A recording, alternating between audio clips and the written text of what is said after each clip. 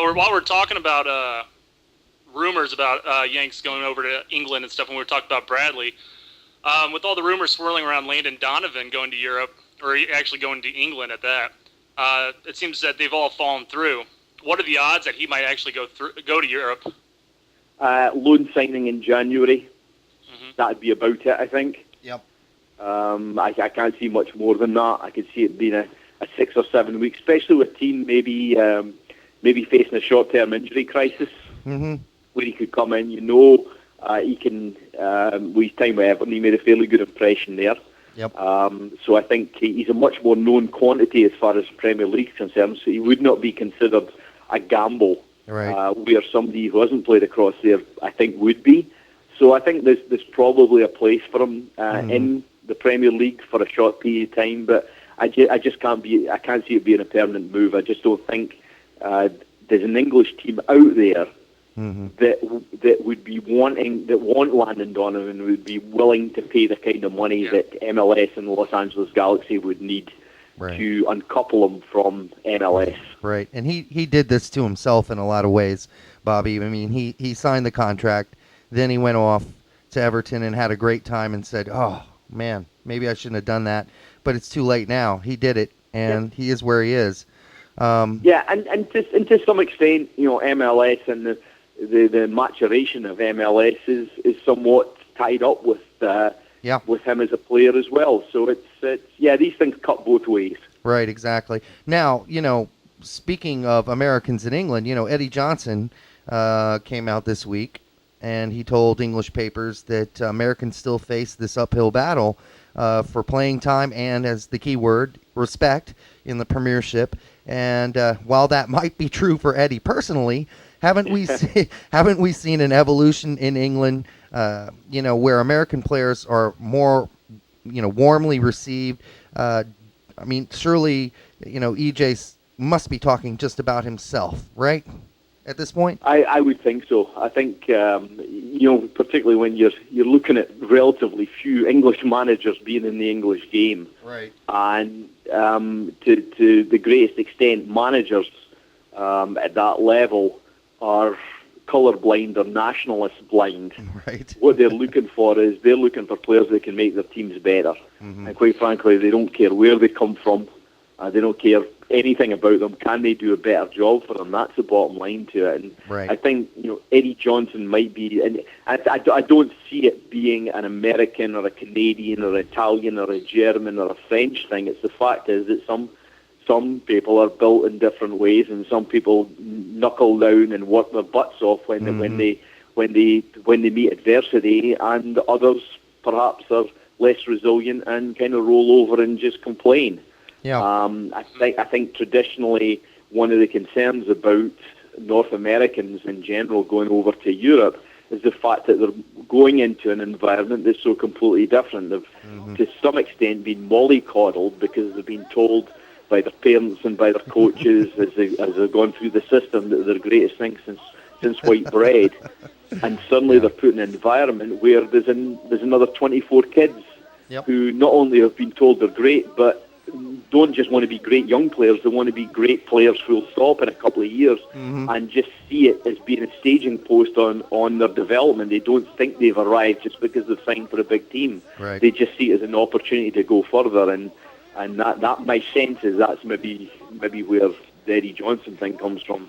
It's the inability to realise that it's an exceptionally competitive work environment.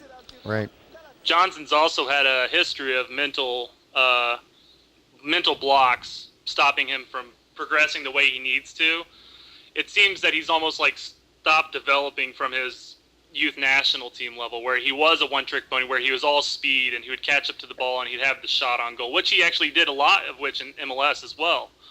Yep. It just seems like he hasn't developed enough to where he can provide enough Premiership, I would say, as a starting player, even a sub-player at that point. Yes. Yeah, it's the lack of developing the other parts of your game, because that's enough to get you through.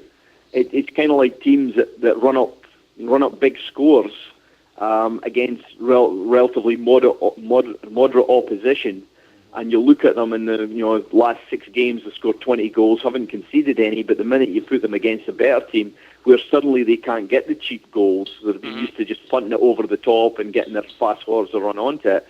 Suddenly when you're playing against faster defenders, you run out of ideas and become frustrated because what went wrong? It worked for the last 6 games. Why doesn't it work today? Right. Or you do what EJ typically does, and that's camp off sides, and then get called all the time. Well, it's planning to fail. I was going to say, we already talked about Bradley's, the rumors behind him going to Fulham. But what's your personal take on Bradley saying that he wants to take the Aston Villa position? Well, I'm not sure he actually said, I want to take it. That's true. But He's ready for it, I guess. Not literally.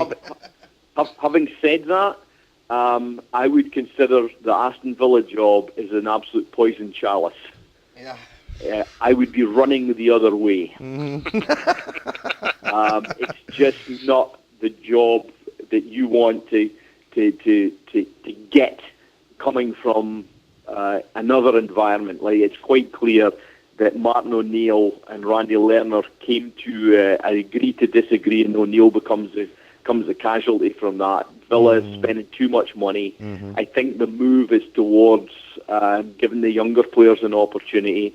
They've achieved, was it 5th or 6th place for the last number of seasons, I think consecutive 6th place finish or whatever it is. Certainly put them up there as a consistent team. But does anybody out there believe that even under Jose Mourinho, with the squad they have, Aston Villa could get higher than 4th? No. Or 4th or higher? I don't think there is. So therefore, it's only down way. You can only go one way, and that seems to me to be down. Yeah. And that is then the guy that comes along after that gets the kudos, because you start moving the team from perhaps 10th and 11th back up to 5th, and therefore you're a success. Yeah. Timing in management, I think, is something that is so vastly underestimated. You see so many guys walking into situations where really there's everything to lose and nothing to gain because the team's maxed out. Much better to take over a team who are in trouble or have had their better days and are stuck in the lower reaches of the league, and you find a way of moving them up 7 or 8 positions. It's sort of the Gordon Strachan method.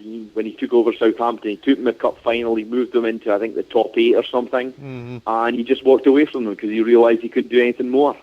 Yeah, Bob Bradley should. Yeah, Bob Bradley should just wait 1 month and then give a ring to Blackpool and Wigan, and I think he might have some possibilities there. Mind you, I don't think I'd wish Wigan on anybody at the moment. I don't either.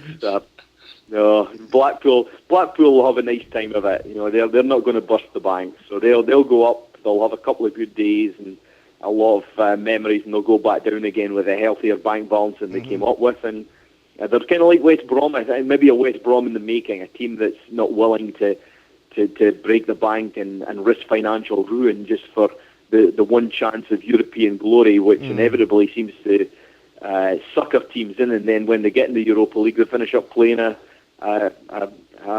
team that perhaps is more like a reserve team because they're frightened about their Premier League position. It makes no sense. Yeah, and that's tough because, exactly. Then you're fighting multiple battles at once.